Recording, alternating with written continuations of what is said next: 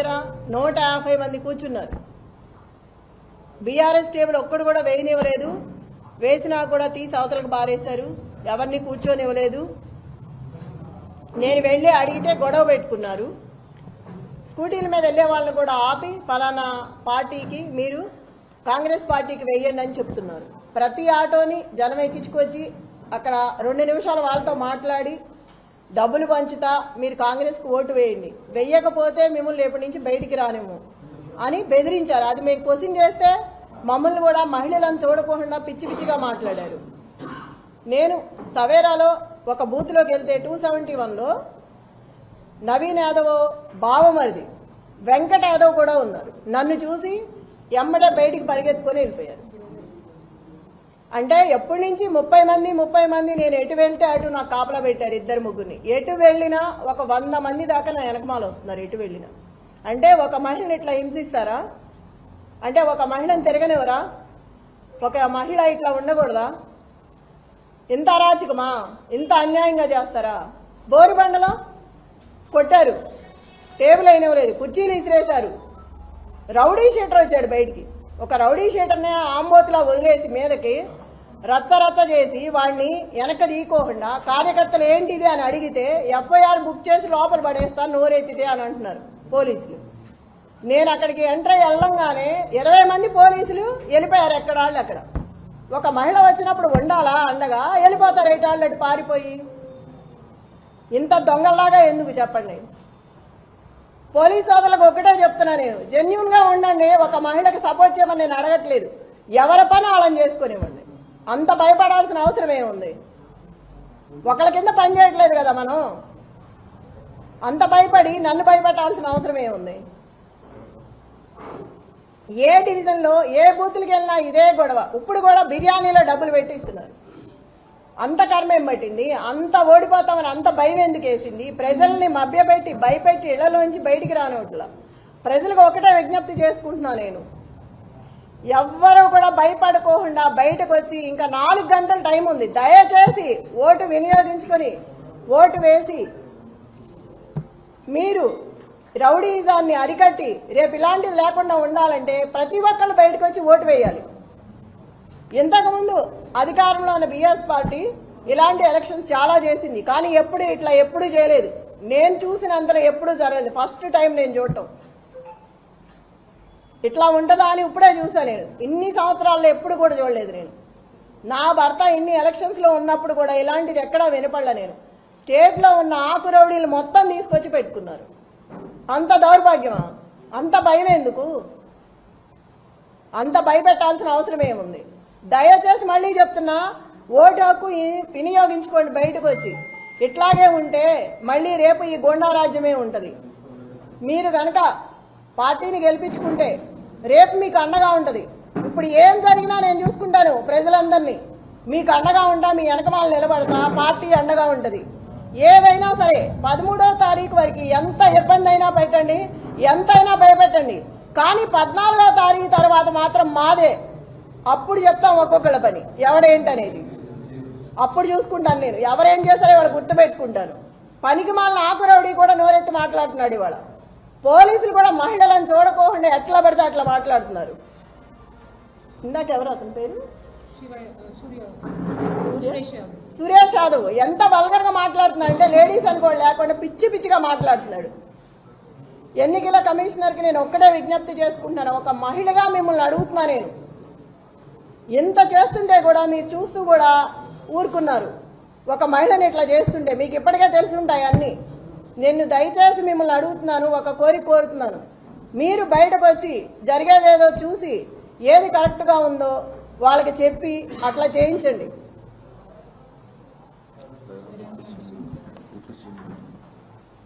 ఈ బట్టి విక్రమార్క మొత్తం జూబ్లీ హిల్స్ అంతా రౌండ్లు వేస్తున్నాడు. అవసరం ఏంటి? ఎమ్మెల్యే ఎవరు పేరిందా కూర్చొని ఉన్నాడు టేబుల్ దగ్గర? ఐలయ్య. అతనికి ఏం పని టేబుల్ దగ్గర?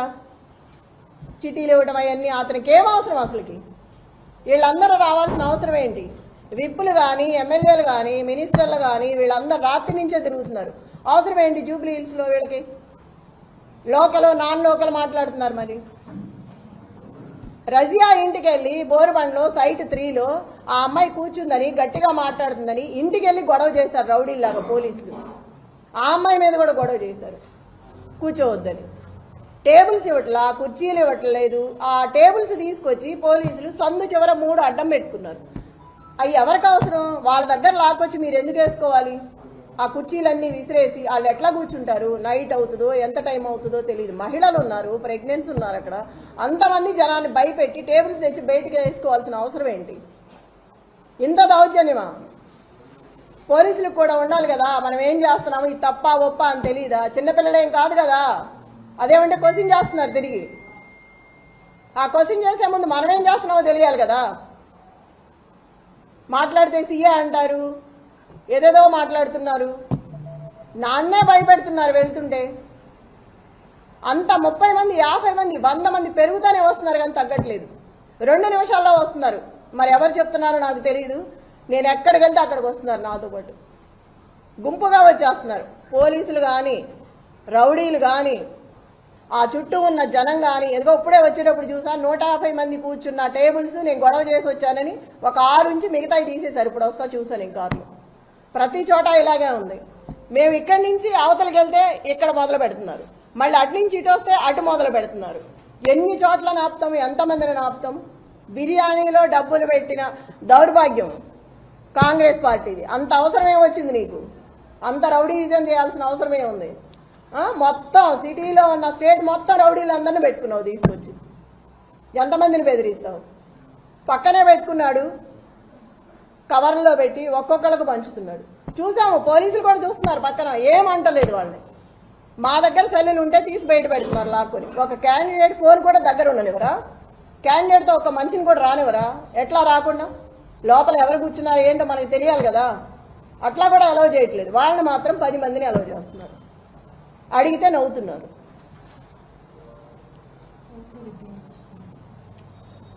రిగ్గింగ్ చేస్తున్నారు. ఇప్పుడు వచ్చే ఆ మహిళను కూడా కరెంటు బిల్లు తీసుకురమ్మని వెనక్కి పంపించారు. ఎంత అన్యాయం! భయపెట్టి కరెంటు బిల్లు అవసరమా మనకు ఓటేయడానికి? మా అమ్మాయికి తెలియదు, అమాయకురాలు నిజమే అనుకుని వెళ్తుంది కరెంటు బిల్లు తేవటానికి. ఎంత అన్యాయం కదా. ముసలి వాళ్ళని వీళ్ళందరినీ ఇబ్బంది పెట్టి 19,000 ఓట్లు ఉన్నాయి యూసఫ్గూడలో సవేరా ఫంక్షన్లో.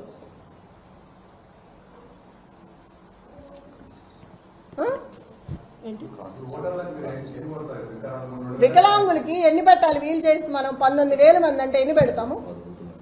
10 బూతులు ఉన్నాయి వికలాంగులకి, 2 ఉన్నాయి అక్కడ. ఆ రెండిట్లో ఎంతమంది అని లోపలికి వస్తారు, ఎంతమందిని అని తీసుకొస్తారు? ఓటింగ్ ఎప్పుడే ఎంచుకుంటాము? ఇది ఎంత అన్యాయం చెప్పండి. ఇటు నుంచి ఇటు వస్తే ఇటు వెళ్తున్నారు, అటు నుంచి ఇటు వస్తే అటు వెళ్తున్నారు. ఎంతమందిని ఆపుతాము? ఎంతమంది రౌడీలు, ఎంతమంది గూండాలు అక్కడ? ఫస్ట్ టైం చూస్తున్నాం సిటీలో ఇట్లా. రేపు నుంచి జనాలనే బతకనిస్తారు వీళ్ళు. ఇంత అన్యాయంగా అధిష్టానం అంతా ఆడవైపే ఉంది, సపోర్ట్ ఉంది. ఎవ్వరూ లేరు. బీఆర్ఎస్ పార్టీ అంటే గొడవే చేస్తున్నారు కానీ ఒక్కళ్ళని కూడా అలౌ చేయట్లేదు. టేబుల్స్ ఇట్లా, కుర్చీలు ఇట్లా. ఎవరికి చెప్పాలి? వాళ్లే ఇలా ఉంటే అధికార పార్టీ ఎవరికి చెప్తాం మనం? ఎవరు కంప్లైంట్ తీసుకోవట్లేదు ఇచ్చినా కూడా. ప్రజలందరికీ ఒకటే మనమే మళ్ళీ చెప్తున్నా నేను, అందరూ బయటకు వచ్చి ఓటు హక్కు వినియోగించుకొని సహకరించండి. ఒక మహిళకి నాకు సపోర్ట్ చేయండి. రౌడీ రాజ్యం అంటే ఇక ముందు కూడా మీరు అన్నీ తెలుసు, నిన్నటి వరకు అన్నీ చెప్పాము. మీరే ఆలోచించుకొని బయటకు వచ్చి ఓటు వేయండి. జరిగేదంతా చూస్తున్నారు మీరు. అందరికీ మళ్ళా ఒకసారి చెప్తున్నాను, 6 గంటల వరకు 4 గంటలు సమయం ఉంది. అందరూ బయటకు వచ్చి ఓటు హక్కు వినియోగించుకోండి. దయచేసి కేసీఆర్ గారిని గెలిపించుకోండి. నాకు ఇట్లా చూస్తుంటే ప్రతి ఒక్కళ్ళు చెప్తున్నారు, ఇప్పుడు వెళ్తే గోపన్న ఉంటే ఇట్లా జరిగేదే కాదు, గోపన్న లేడు కాబట్టి ఎంత హింసిస్తున్నారు మమ్మల్ని. నిజమే, నేను కూడా ఇవాళే ఫస్ట్ టైం గట్టిగా మాట్లాడుతున్నాను. ఎందుకంటే నాకు ఆవేశం వస్తుంది, ఎంత రౌడీయిజం చేస్తారా అని. ఒక మహిళగా కూడా నేను తట్టుకోలేకపోతున్నాను. తోటి మహిళలను కూడా ఇబ్బంది పెడుతున్నారు వస్తా అంటే. ఓటు వేయకపోతే రేపు మీ సంగతి ఉంటుంది. నన్ను బెదిరించాడా? ఆ నల్లగా ఉన్నాడు, ఏం పేరు, నవీన్ యాదవ్ మనిషి, ఆ 150 మందిలో ఉన్నాడు. రేపు చెప్తాను ఈ సంగతి అంటున్నాడు. నన్నే బెదిరిస్తున్నాడు, రేపు చూస్తాను ఈ సంగతి ఏందో అని. ఇంత అరాచకమా? ఏడిస్తే ఏడ్చానంటారు, నవ్వితే నవ్వానంటారు. ఏంది పిచ్చి గొడవలన్నీ? బాధ రాదా మనిషి అన్నాక? అడిగితే అడిగామంటున్నారు. మీరందరూ కూడా చూస్తున్నారు కదా, మార్నింగ్ నుంచి అందరూ వచ్చారు కదా, తీసుకున్నారు, జరిగిందంతా చూస్తున్నారు.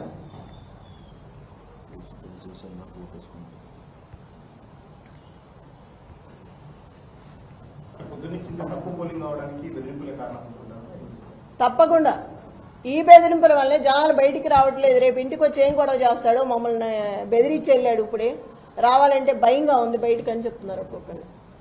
నేను అక్కడికి కనపడిన మహిళలందరికీ చెప్తున్నాను భయపడొద్దని. ఎంతమందినని మనం చెప్తాం కదా, ఇంత రౌడీజాన్ని చూసి ఫస్ట్ టైం వాళ్ళు కూడా భయపడుతున్నారు. పిల్లలు ఉంటారు ఇళ్లలో, రేపు మేము ఇట్లా వచ్చామనుకో వాడు మమ్మల్ని ఏం చేస్తాడో, బయటకు వచ్చి మేము ఓటు కోసం వచ్చినా వద్దన్నా కూడా డబ్బులు పెట్టి వెళ్తున్నాడు ఇంట్లో. ఇప్పుడే పంచారు, 2 సందుల్లో పంచారు, పోలీసులు నుంచోనే ఉన్నారు, ఏం అంటలేదు. మేము వెళ్తే మమ్మల్ని వెళ్ళిపోమని గొడవ చేస్తున్నారు.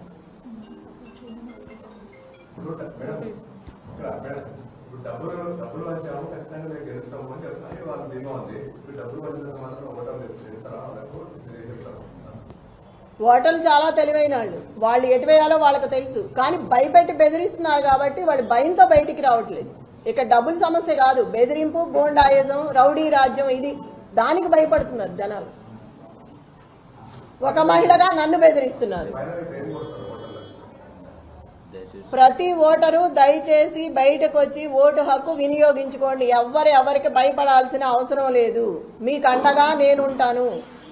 ఏ ఆపద వచ్చినా నాకు ఫోన్ చేయండి, మీ దగ్గరకు వచ్చి నేను నిలబడతాను. నేను మీకు అండగా ఉంటాను, పార్టీ అండగా